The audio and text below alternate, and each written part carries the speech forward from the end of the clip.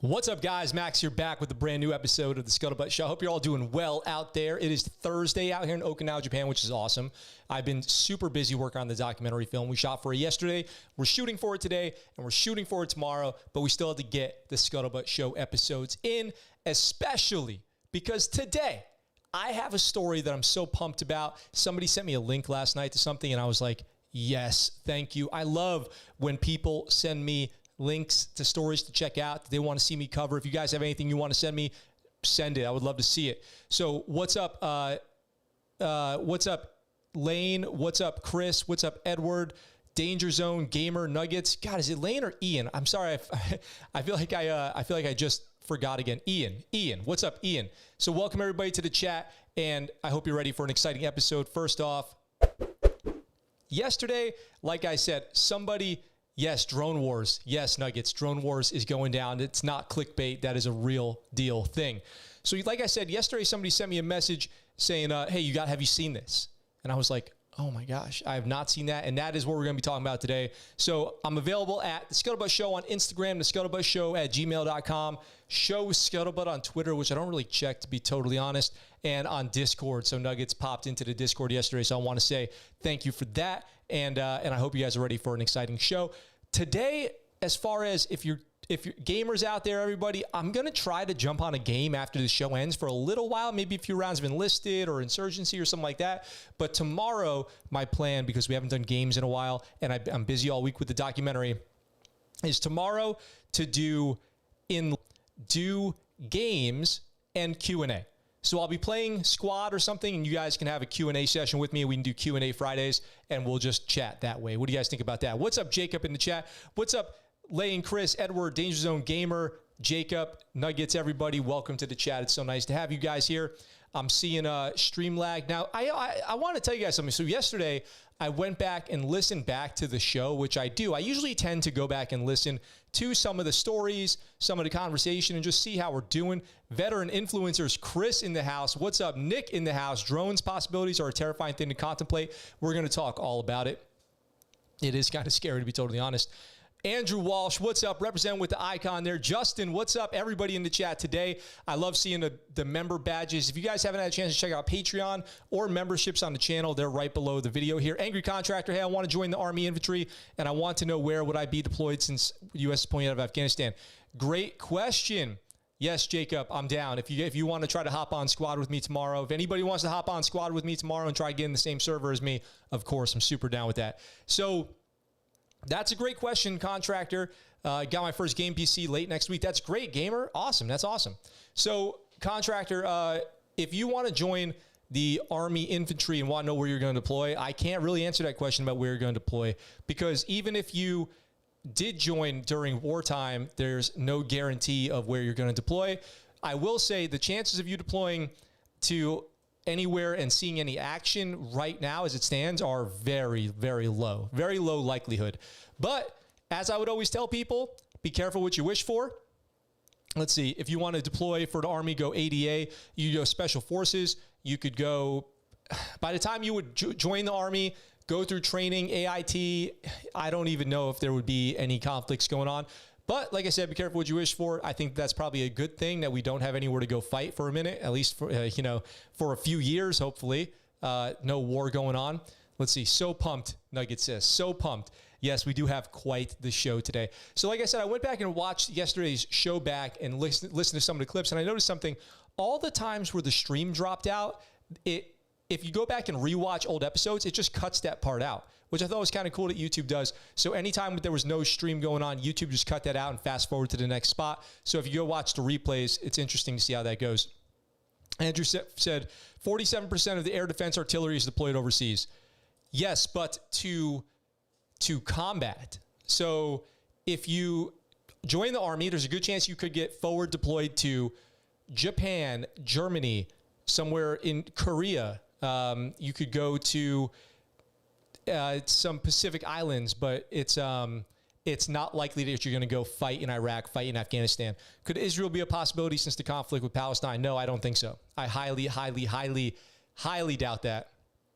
I'd say almost zero chance that would ever become a thing that the U.S. gets involved in. Probably no. Nugget says, join the USMC. He's always repping. Max, that was happening during live, not just watchbacks. Oh, really? Oh, so it would just jump. But you would get the spinning wheel, right? So here's what I mean. On live, you would get the spinning wheel, right? Like there would be a pause in time. On watchbacks, there's no pause in time. It just cuts. It cut that part out for me. So when you go watch it back, you don't have to even sit there and wait for it to jump back in. Sharad is basically Iraq and Afghan. Shorad? Where's Shorad? You could go to Africa. Some stuff's always going down in Africa. It's questionable.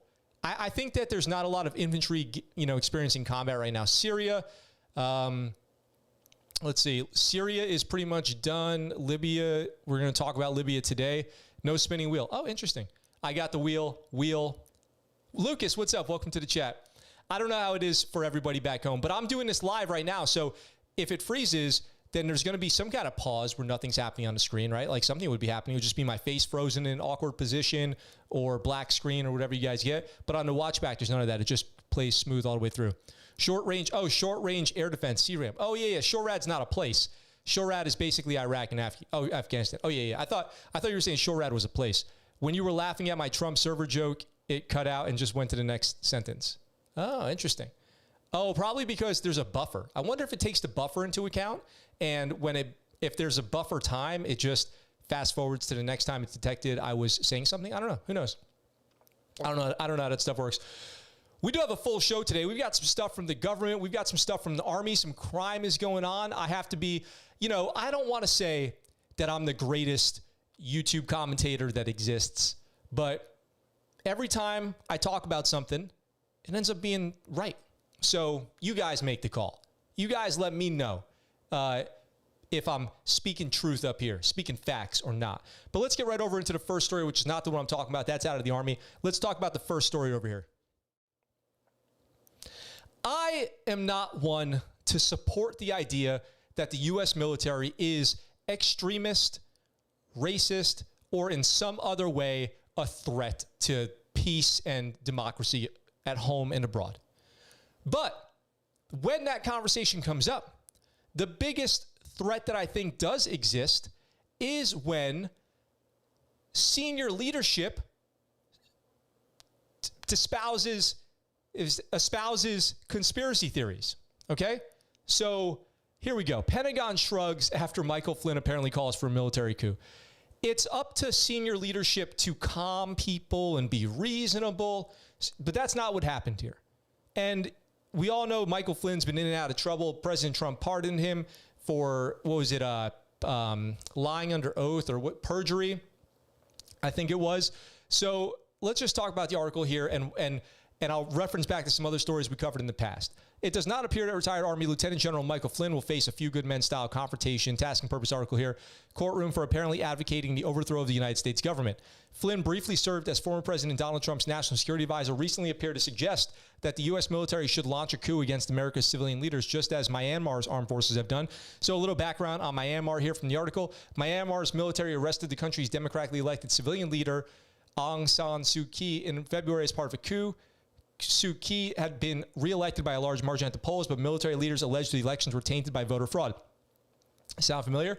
While speaking at an event on Sunday attended by QAnon supporters, which, by the way, if you haven't seen the HBO documentary, I think called Into the Void or something like this, about QAnon, they basically expose QAnon as a complete fraud and talk about all the people who have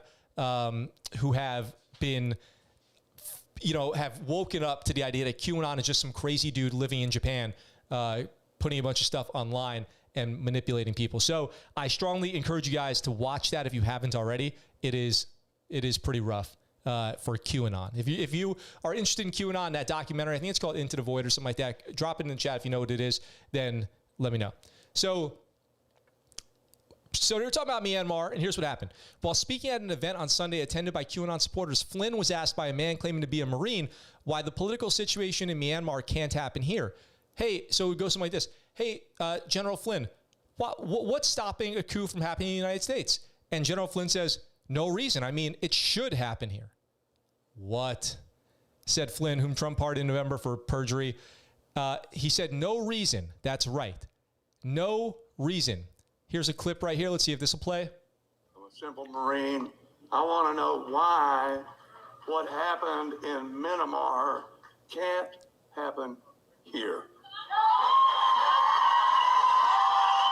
First, I have not watched this clip yet. First of all, that round of applause is scary, right? That round of applause shows that there is support in the crowd for this type of thinking of a coup. Additionally, these events are being hosted and attended by people like Michael Flynn. So they go there to see him. So obviously they would see him as a leader, a thought leader in this type of thing. So let's see what he says.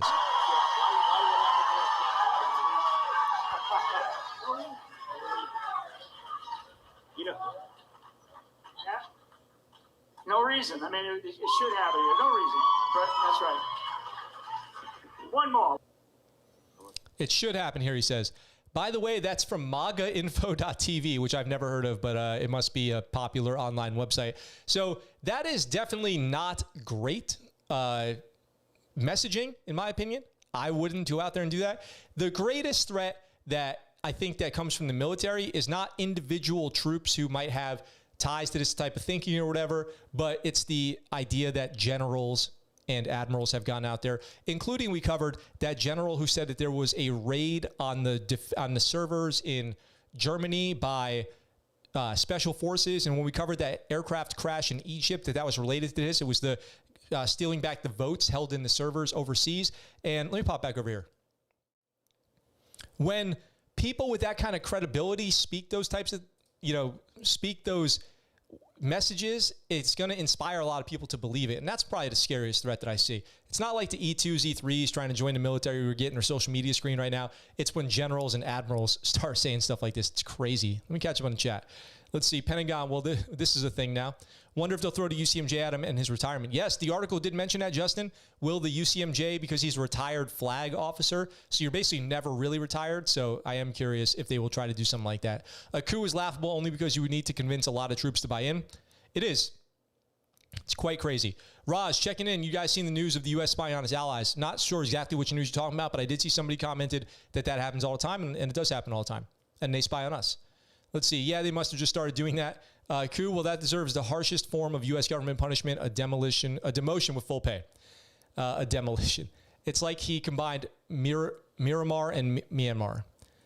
Bro, they supported military takeover that happened, a rare majority just being upset they didn't win.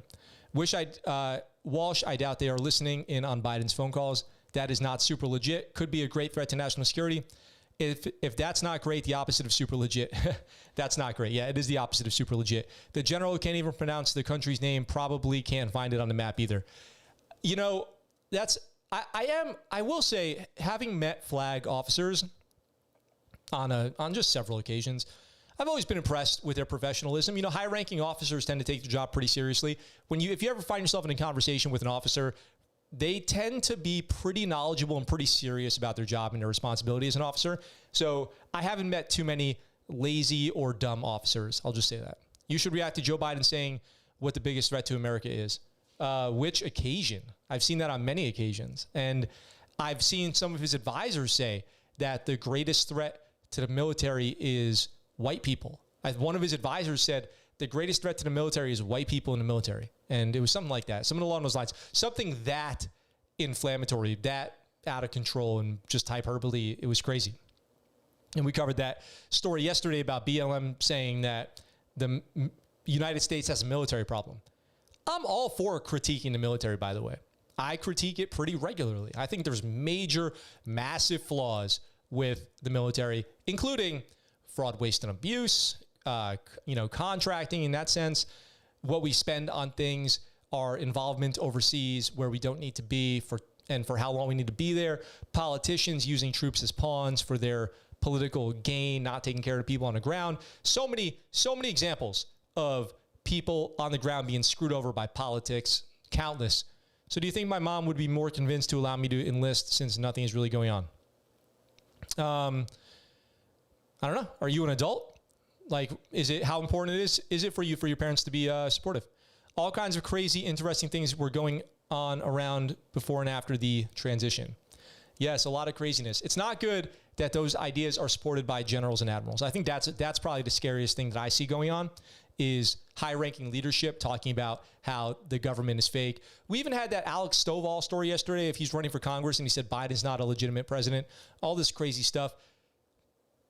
People in the military need to chill, right? Even if you're retired, if you're a flag officer, that's just my opinion. I mean, they can do whatever they want, but you only need your parents if you're 17 like I was. Yep. I waited until I was 18. I didn't need anybody's approval.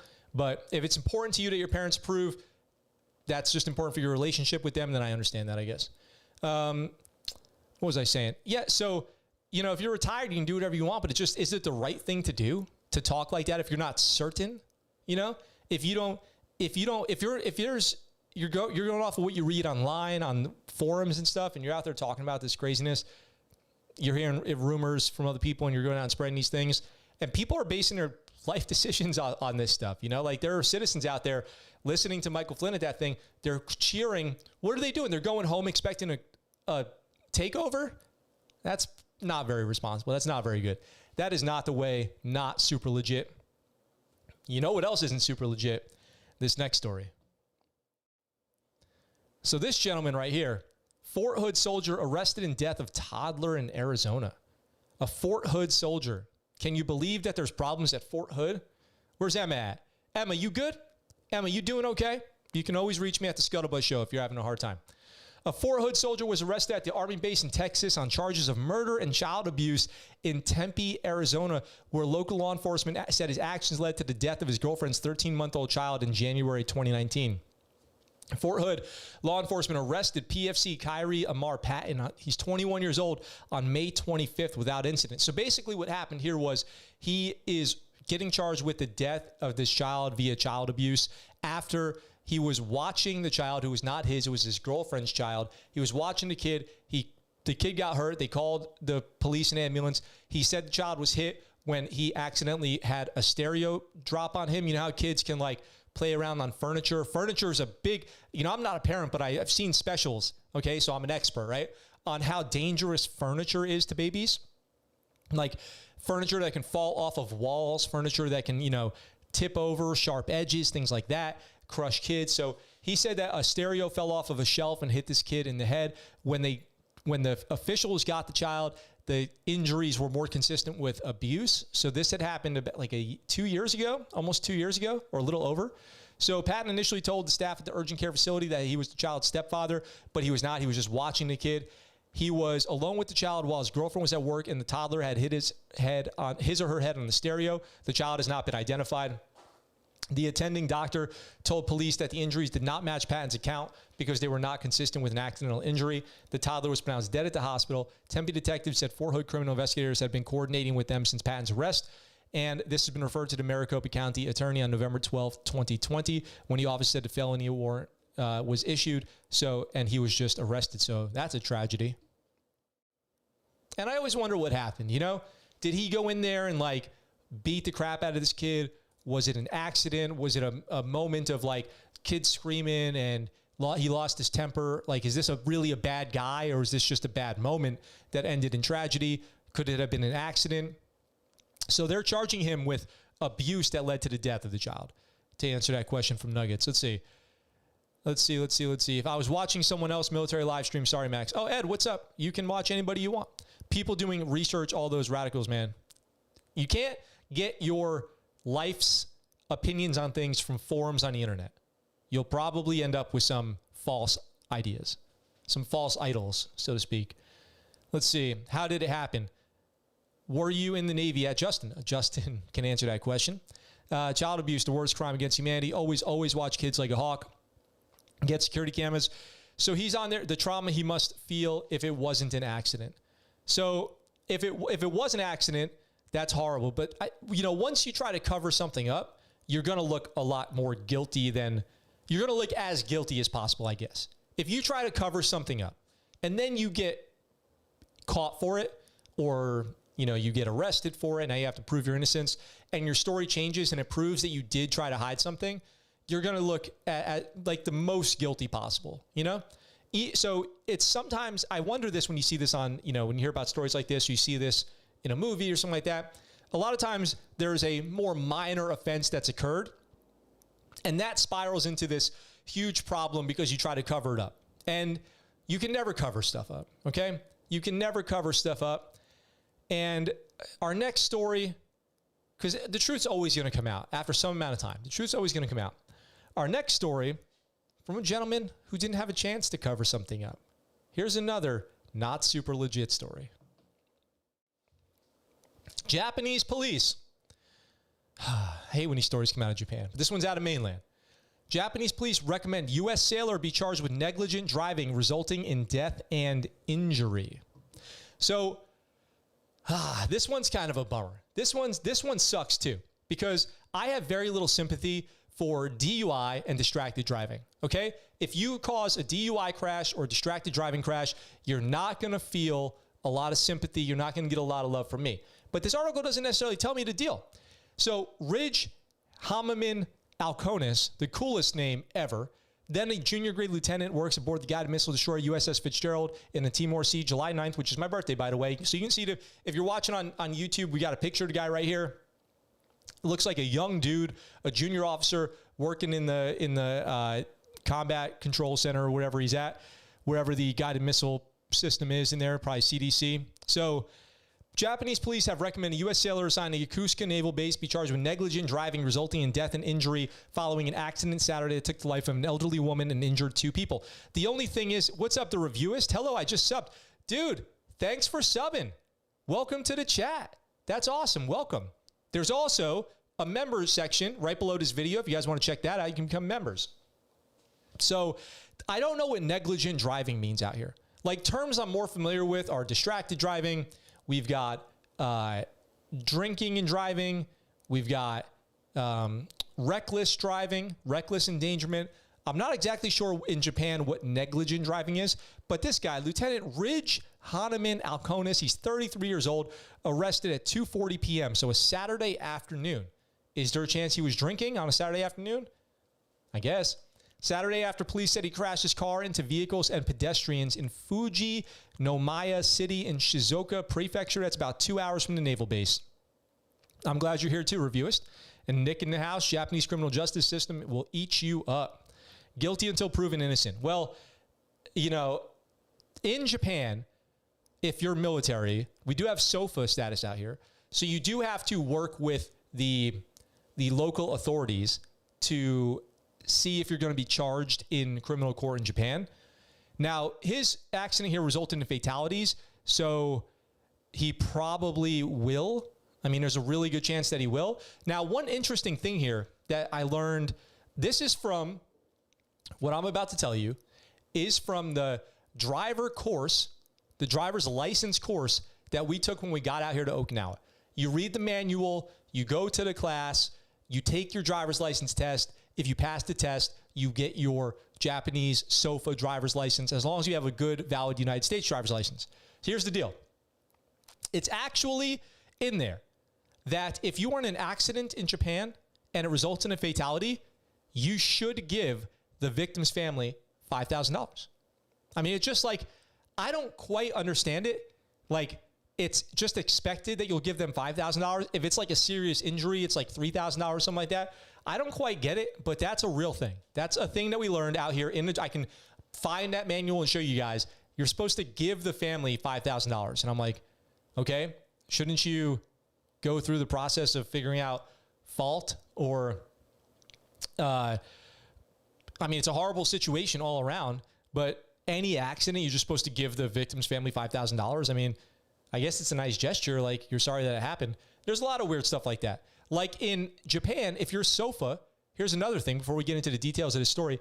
If you're SOFA status, so military station or military somehow related, your contract or whatever, your SOFA status, Dodea teacher, living in Japan, if you are in an accident, you're automatically at fault, at least 50%.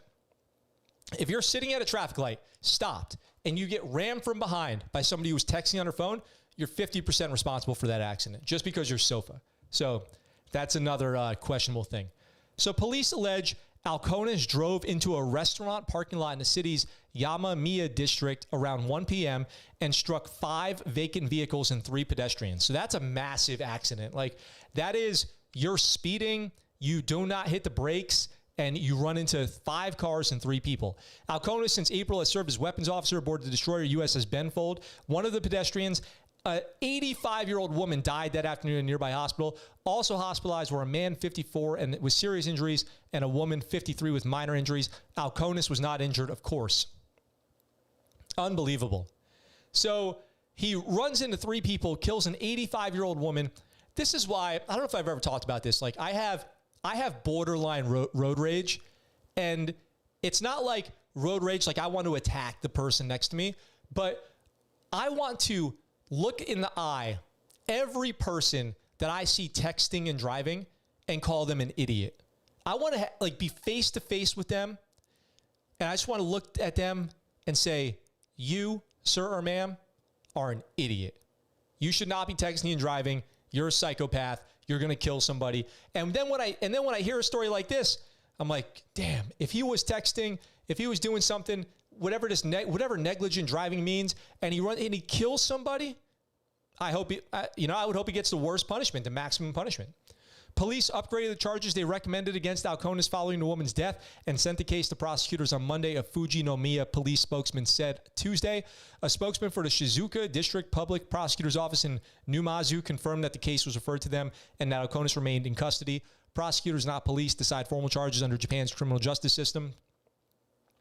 Some government officials in Japan customarily speak to the media on condition of anonymity. Naval Forces Japan spokeswoman Commander Katie Cerezo said on Sunday that the Navy was cooperating with Japanese police. In October, Alconis won an award for an essay about mine warfare. He was a rising star in the mine warfare community, and now he's just an inmate in a Japanese prison. Let's see, negligent driving equals you didn't want to drive, you just wound up driving. Yeah. Day drinking in the military is almost a sport. True. True. In some cases, it is a sport. Let's see, multiple people, what an absolute imbecile. How did you prepare for the military, Justin?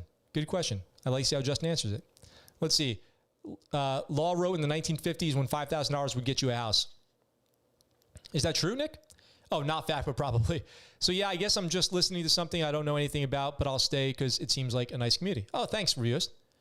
What brought you here, I wonder? How did you find my channel? He can operate on a Navy cruiser, but of course not a car. Let's see. Game Host, what's up? What is up? Welcome to the chat. So, just a real quick, because we got Andrew in the chat today. Japan has Hiram. What's up? Michael Flynn's the real creep. That guy is scary. Hiram with a $2 super chat. Thank you, Hiram, very much. By the way, Hiram, talking to you right now.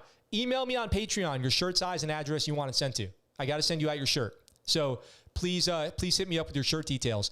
By the way, guys, as always, if you join Patreon as a elite tier patron, you get a free t-shirt on your second month of membership. Japan has really bad justice system, hostage justice, no lawyer allowed during questioning, 98% conviction rate, and basically no custody rights over child. That's rough. That is rough. You do not want to get in trouble out here. So because Andrew's out there in the chat, because we were talking about the Army earlier, something interesting coming out of the Army. Actually, a couple things. Sergeant Major of the Army wants soldiers to consider getting out of uniform for 3 years. Now, there's always a catch. There's always a catch. The Army's top enlisted leader wants soldiers to consider taking a break. The Career Intermission Program, which the Navy has had something like this before, allows you to basically take time off of your contract, but forever you have to add 2. So, I don't know. It's really a double-edged sword where I think the edge pointed back at you might be a little sharper than the one going out. So, the Career Intermission Program allows officers, warrant officers, non-commissioned officers on active duty or in a full-time role in the reserve and components to take up to a 3-year break from the military. The catch is that for every 1 month you're gone, they say you owe the Army 2. Let's see. Sergeant Major of the Army Michael Grinston says it's a good way for troops to earn a degree, take care of family issues, or acquire a professional skill. Imagine you get out of the Army for a few years and you really like that and you have some success doing something else, but now you got to go back for twice as long. That's a real kick in the butt.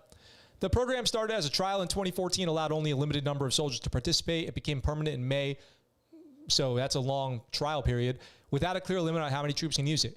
Program participants retain their health care and on-base privileges, but would need a new source of income. The soldiers taking a break will earn only 2 days worth of pay a month, which is probably about $200 maybe, $200, $250. All special incentive pay is revoked, and participants do not accrue a GI Bill benefits while in the program. Grinston prefers soldiers to consider the program as an alternative to outright leaving the Army. Well, that's like re-enlisting, though. It's like worse than a re-enlistment. If you get out for 3 years, you owe 6. I do not want to lose the focus of troops re-enlisting at their eligible gates, he said in an email. However, temporary circumstances have been known to divert soldiers into permanent separation. It is our job to make sure soldiers are at least aware of this opportunity before they get permanently out. By the way, this comes at a time when the Army is also trying to draw down its troops to somewhere in the 400,000s. So that's going to be less. That is definitely going to be less of a current force. And then if you have people basically on furlough for a couple years, I bet they'll be able to be recalled too. What do you guys think? They'll probably be able to recall them to duty at any point in time, which they'll probably do if there's ever something going on. I wonder if that would work out. And then I wonder if you can leave as an NCO and come back as an officer. Curious. Let's see. What's going on in the chat? I'm glad you guys are having helping each other out in the chat. I do really like that. Go to boot camp in the spring or fall. Summer is hot. Winter is negative, cold, and blizzards. That's really true. Let's see. Sounds like a loop of service entrapment, like paying off loans as a lifestyle, but as a physical lifestyle. That just sounds like debt with extra steps. Oh, nice. A little Rick and Morty reference. Max can help you with CrossFit Olympic lifting, is really good for strength and form and functional fitness. Thanks, Justin. I'm happy to help. Have a good live stream. I got to hit the mat. I'll be here next time around. Oh, have a good time. What sport? I wonder. Wrestling? Jiu-jitsu? My friend did 4 years and got out, came back, and 1 year later and retired after 20. Larry, that's what I'm talking about. It's very common, actually. A lot of people that I know have had a break in service. Certainly not more people than not, but I've known a lot of people with a break in service. Usually, unfortunately, people have a break in service because they get out, are struggling on the outside, and then come back in. So they usually need to come back in because they miss the community, they miss the benefits, they realize that outside you have to pay more taxes, you have to work hard to get a job, your military salary was actually super competitive compared to salaries outside, all that stuff. So reviewers, thanks for being here, and I look forward to seeing you next time. We're here 1800 Pacific Standard Time, Sunday through Thursday, so you can come find me. Hope I was doing a good job for you. Officers make more money and are treated like royalty, so there's that. That's true. But I will say, now being married to an officer, and now I hang out with a lot of officers. Scotty in the house. Scotty, what's up? Welcome to the chat. It's so great to have you here. Being married to an officer now and hanging out with a lot of officers do not have it that good. They actually have it pretty rough. Enlisted have it pretty easy in a different way. Like, officers on the hook for some serious stuff, and they have to work longer hours. They have to do way more things that you don't want to do. They have these crazy collateral duties. There's all this stuff that officers have to do. My position on the whole thing has changed a lot over the years, but even when I was in the Navy and started getting to E6 and working more closely with officers, most of them are pretty good. Most officers are good, take on a lot of responsibility, and do a good job. And I wouldn't trade with most of them, knowing how good we had as enlisted. That's for sure. Bingo, he found the real world was real hard. That's true. It's so good to have Scotty in the chat. We've got I said sorry, I've been super busy. Scotty's super busy. It's all good. So, we've been talking on the show for a hot minute about all the reasons why I think the Army ACFT is a huge step in the right direction and not sexist. Okay? And what have I been saying? Do you guys remember what I've been saying? I've been saying, give it time. It hasn't even been officially used to evaluate people yet. It's not a problem of the test is too hard. It's that people are too out of shape. I hope you guys remember all these things that I've said all these times that we've had these conversations, because according to military.com, the new scuttlebutt is the ACFT is already working. It's time for leaders to get on board. So, Captain Alex Morrow, a former instructor at the U.S. Army Physical Fitness School, where he certified master fitness trainers to apply strength and conditioning fundamentals to improve units' physical readiness training. He publishes Army-oriented fitness content at MOPS and MOES. You guys can go follow that content.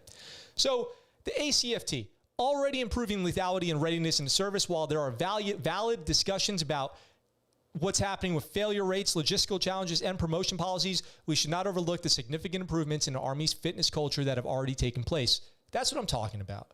That's what we needed in the first place. Trust me. When I go to work out on Kadena Air Force Base and I see everybody in their Army PT gear, they need some help. MC with a $4.99 super chat. That's what I'm talking about. Thank you very much. Wow. I really appreciate that. Welcome to the chat. Have you been here a while or are you just tuning in right now? That's awesome. Thank you so much. I really appreciate the super chats. It means a lot to me. All goes to making this channel better and better. So despite being in the implementation phase, the Army Combat Fitness Test, or ACFT, is already improving lethality and readiness across the service. Fundamentally, ACFT failures do not indicate a problem with the test itself. Instead, they reveal a lack of physical readiness among troops that the ACFT's predecessor, the Army Physical Fitness Test, allowed us to ignore. Where have we heard that before? Is that exactly what I've been saying the entire time, you think? Have I not been saying that exact thing almost word for word? It's like they took that from the ScuttleButt Show and just put it into the Army's fitness program doctrine. As a result now, leaders are focusing on physical training in a way they did not need to previously. That's great. Because the way we were doing it before, as we now know, confirmed by my wife and her medical friends, sit-ups are bad for you. It is true. You can call people a baby for not wanting to do sit-ups or whatever, but sit-ups are apparently extremely bad for your back. Everyone that I know who is a medical professional, including orthopedics, concurs with the military statement that sit-ups are indeed bad for your back. As a result, leaders are focusing on physical training in a way they did not need to previously. Walk into any gym on any Army installation, and you will see physical training being conducted of a higher quality than ever before. I guess anecdotally, I have seen people out in the field in Army PT gear doing field sport exercises, which is great. Compound structural exercises that increase whole body strength are more frequent. Evidence suggests that this has the potential to reduce acute injuries by 1/3 and overuse injuries by half, okay? Game Hopes, the Max, the Myth, the Scuttlebutt with the €1.99 super chat. Thank you so much, Game Hopes. I appreciate that. You rock. Game Hopes is a rock star out there, so I really appreciate it. We've got, for those who argue that this is dangerous without proper training, or non-commissioned officer corps has demonstrated the ability to conduct effective training on far more complex tasks. Yeah, it's a matter of training and practice and getting used to it and giving it time. No shocker here. The leg tuck. The leg tuck, by the way, no longer the most failed event, according to recent U.S. Army Forces Command data. Do you think with practice you can do better? Means that soldiers' constant push-ups are now balanced out with proper upper body pulling training, which will help mitigate our high rates of shoulder injuries. There you go again, rather indicating a problem with the test itself. Soldiers' initial struggles with this event highlight leaders' failure to follow existing physical readiness training doctrine. Oh my God, thank you. Thank you, thank you, thank you for accepting blame on leadership for the first time ever that the Army's ever done that. It's never happened before. Literally, I've never seen anything like that on this show before. Saying that leadership takes the responsibility to improve the force. Wow. To me, that's an obvious one that they should have been doing a long time, but they finally accept some responsibility for what's going on in the Army at a leadership level. The leg tuck has been part of the prescribed climbing drills for more than a decade. So if you are a Ranger, first of all, if you want to be an Army Ranger, the highlight of a career for most people in the regular Army is getting a Ranger tab. You have to be strong and fit. Why is it so difficult? Game Hopes dropping €1.99 again. Wow, thank you. It means a lot to me. I really do appreciate that. A lot. It's very humbling and very appreciated. So thank you, Game Hopes. I'm glad to have you in the chat. MC says, I watch the show on my TV, but have to go to my phone to send messages unless I'm just slow, which is totally possible. No, you're good, MC. Well, thank you for watching. It's always good to, I wonder, am I on, how big of a screen are you watching me on right now? I always get self-conscious. Let's see. Army leadership, taking ownership, Jocko style. Yep. Sounds like a blind spot of leadership. Justin, yes, got the blinders on. Legal told them they should and could. Is there room for one more? Don't know. Always, always, always room for one more. And joining memberships too is always open too. And buying merch. So Game Hopes, if you want some merch out there across the pond, so to speak, as we say, I'll try to figure out how to get you some. I don't think it currently ships to overseas, but I will definitely try. A brief search of hashtag ACFT on Instagram shows how many soldiers, units, and even private organizations have stepped up their efforts, from individuals celebrating leg tuck progress. If you've ever been part of a CrossFit gym, when somebody gets their first pull-up or their first anything, there's a big celebration. You post that on the gram. You get that for the gram, obviously. It's a big deal. It's totally awesome. Good for everybody out there working on their leg tucks. Active duty units spend 5 to 8 hours a week on PT, but it took the ACFT to get us to take it seriously. That's what I'm talking about. People are finally, Game Hope's coming in hot. Wee. Wait, how do you do it? Is it sheesh? Is that it? Max, did you see the memes I put in the Discord? I have not been on Discord since yesterday, so I got to check. 45 inch, those are rookie numbers. You got to get those numbers up. No, that's awesome. 45 inches is a great size TV. We just put a 65 out in the living room, and it's massive. And it is definitely, it's intimidating to look at that thing up there. Game Hopes, thank you. I appreciate that. Got the dono train just steaming down the tracks right now, and I really appreciate that. That's awesome. We're having a killer day here on the ScuttleButt Show as far as stories and engagement. We're up to about 100 views. We got the chat popping. That's what I'm talking about. I love that. The Master Fitness Trainer course has also seen a surge in interest with MFTs across the Active Duty Reserve and National Guard components updating their units programs. Look at this. They persevered. For the first time ever, the Army persevered through the haters. Okay? They persevered through the haters, through the people calling it sexist and everything else. And now it's having positive impact like I always thought it would, like I think any reasonable person would think it would, okay? Just doing a better job on fitness is better for everybody in life in general. You're less likely to experience disease, chronic disease, health problems, heart problems, diabetes, the list goes on. You're going to be happier. You're going to get more of those endorphins popping. You're going to be overall more effective. Even when you go move some furniture around, you're going to feel better. Everything about this is better. It seemed better from the very beginning, and people couldn't help it. They had to lose their minds about how they can't do leg tucks. But guess what? You're a soldier. You're supposed to be fit. You're supposed to be athletic. You're supposed to love to train. Just like they say in We Were Soldiers, Mel Gibson or the Sergeant Major goes, no, Mel Gibson goes, I hope you boys like training because me and the Sergeant Major, we love it, right? So they got to get out there and get the training going on. That's it. It's that easy.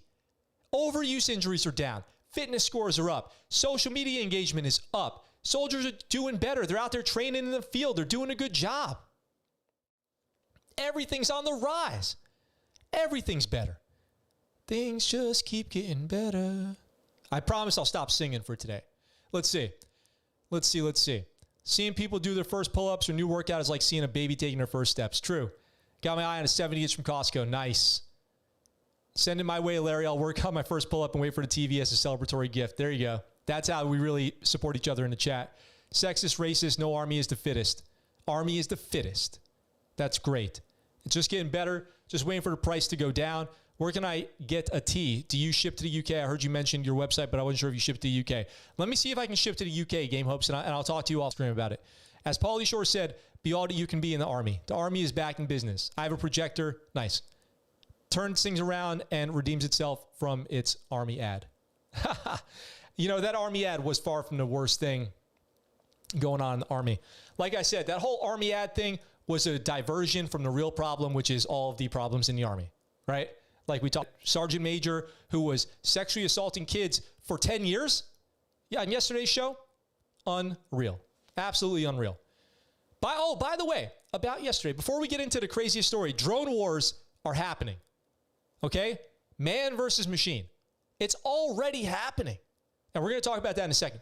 But really quick, I learned something interesting yesterday. After the show, I couldn't stop thinking about the airman who went to hook up with the 11-year-old girl. I just don't want to use a dirtier word than that for the stream, for YouTube purposes, who stalked the 11-year-old girl on Facebook after meeting her on Badoo, the dating app, and I said I had never heard of Badoo.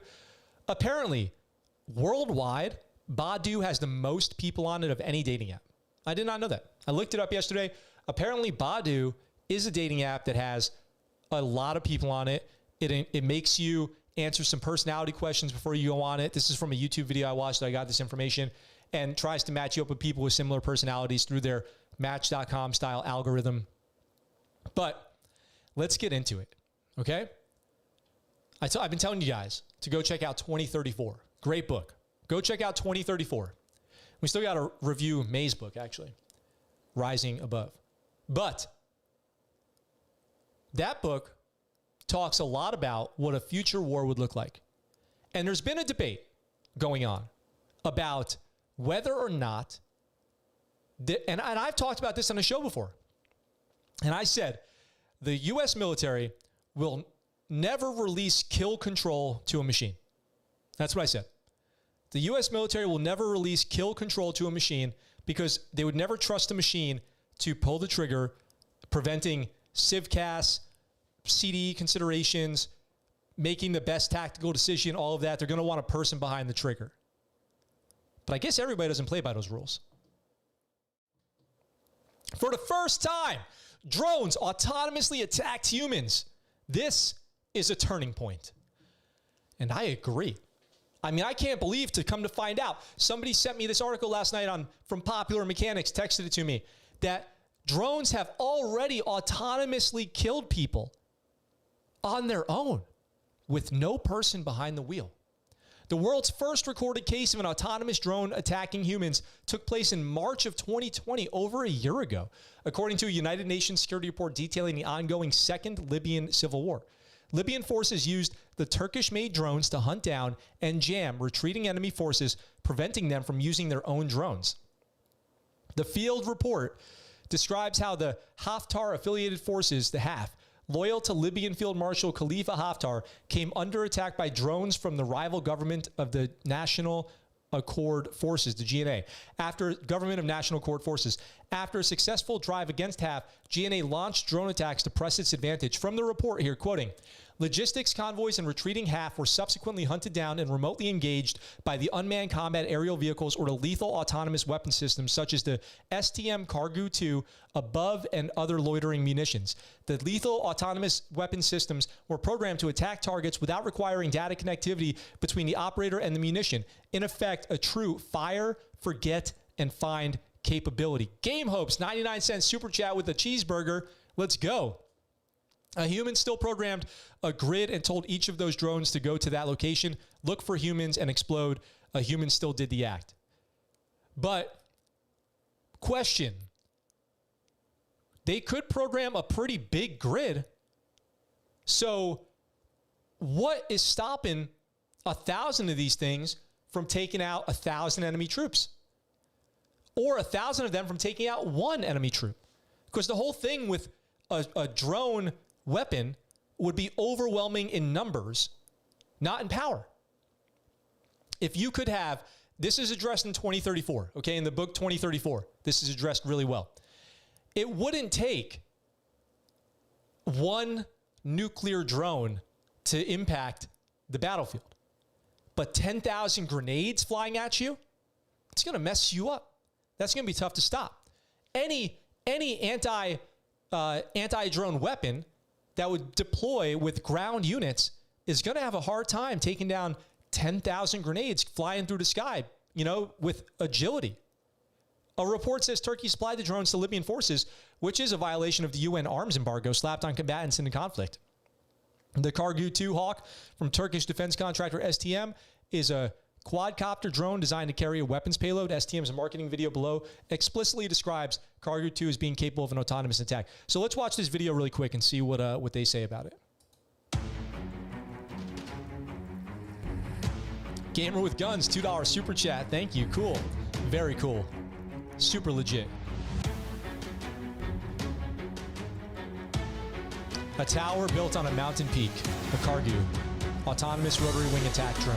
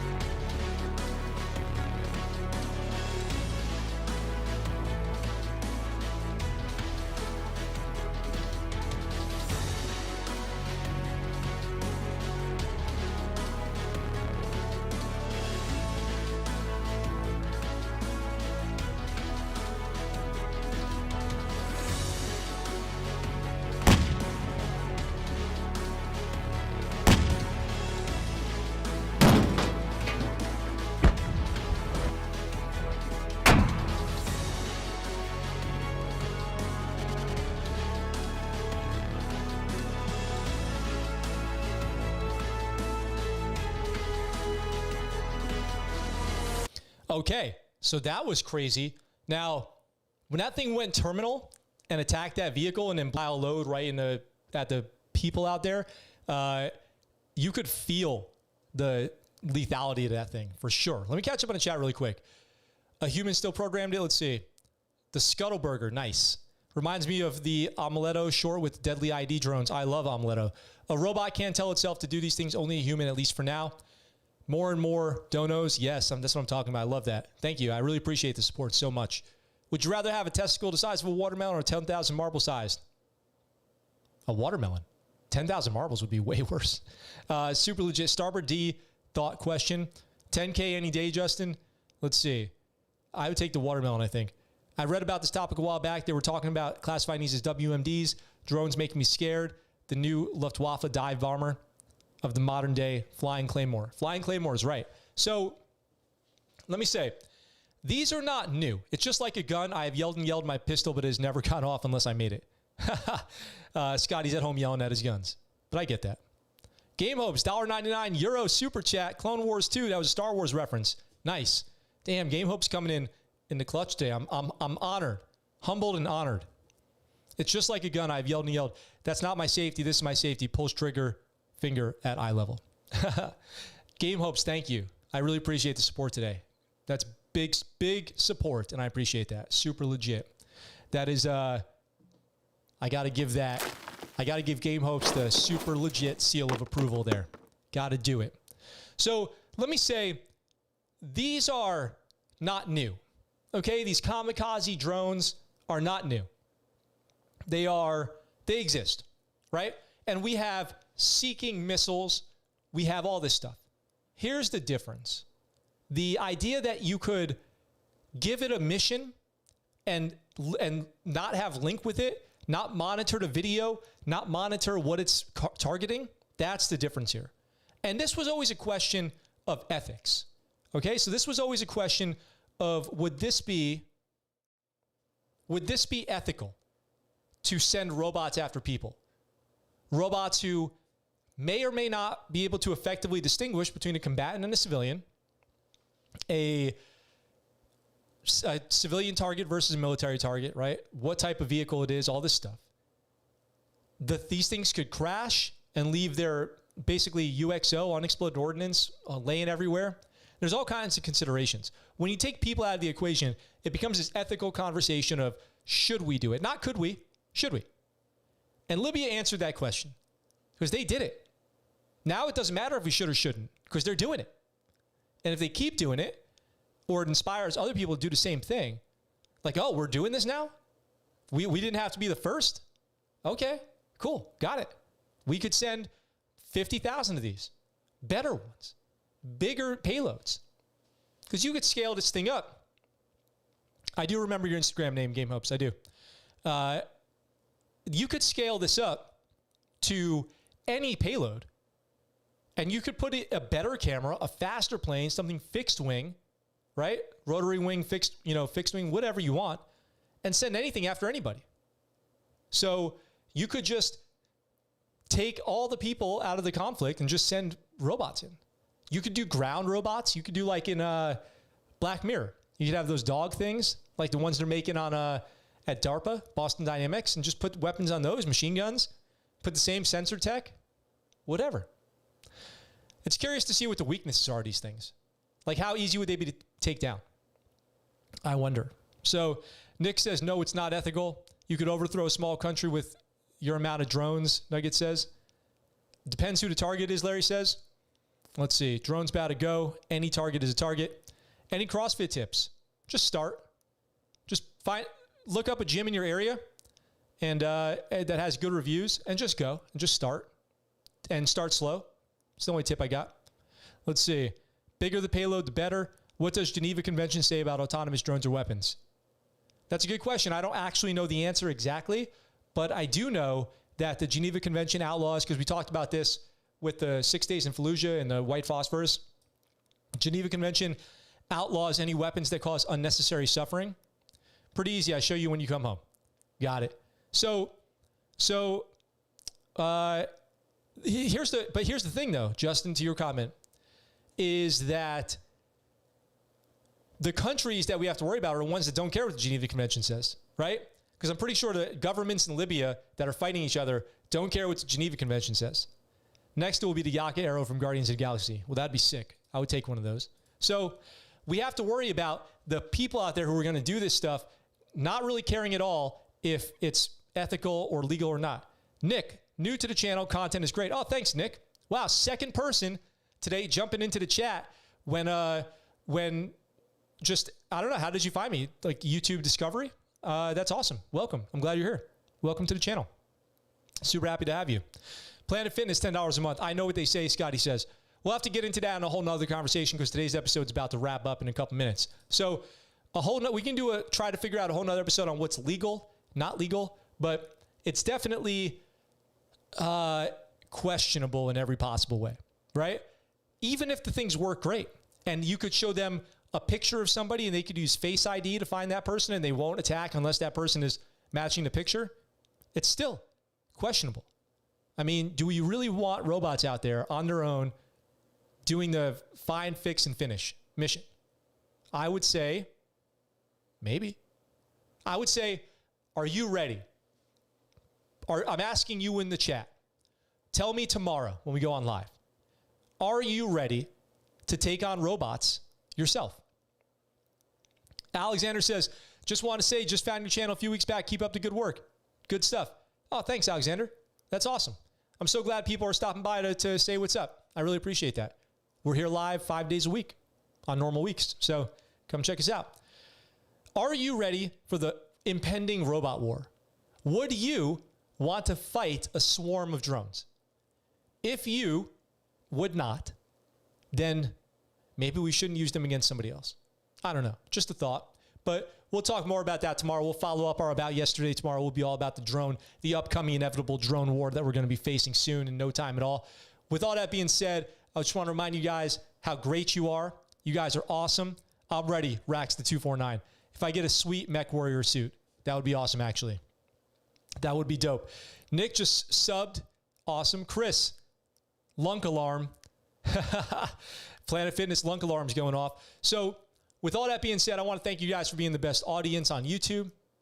Love having you guys here. Scotty in the house today. Icosa Hedron says, oh, damn, I missed the majority of the show. Got to rewind once it ends. Yes, it's always available for rewatch and it'll be available on podcast later. If you guys have a chance to go check out the podcast and leave a review, hit that number of stars you think that I deserve on whatever podcast listening app you have, I'd really appreciate that. The world is turning into Black Ops 2. Robots versus robots is going to be crazy. And robots versus robots is inevitable. Let's talk about it tomorrow when we're doing some gaming tomorrow. Tomorrow, we're going to jump on at normal time, but we're going to be gaming and chatting Q&A style. So I look forward to talking to you then. With all that being said, you guys rock. Best YouTube audience in the world right here. Danger Zone dropping in with a Space Force attack drones. Yes, let's get them launched from space. I'll see you guys tomorrow. Look forward to talking to you then. And that's the Scuttlebutt. Is one of the most insanely idiotic things I have ever heard.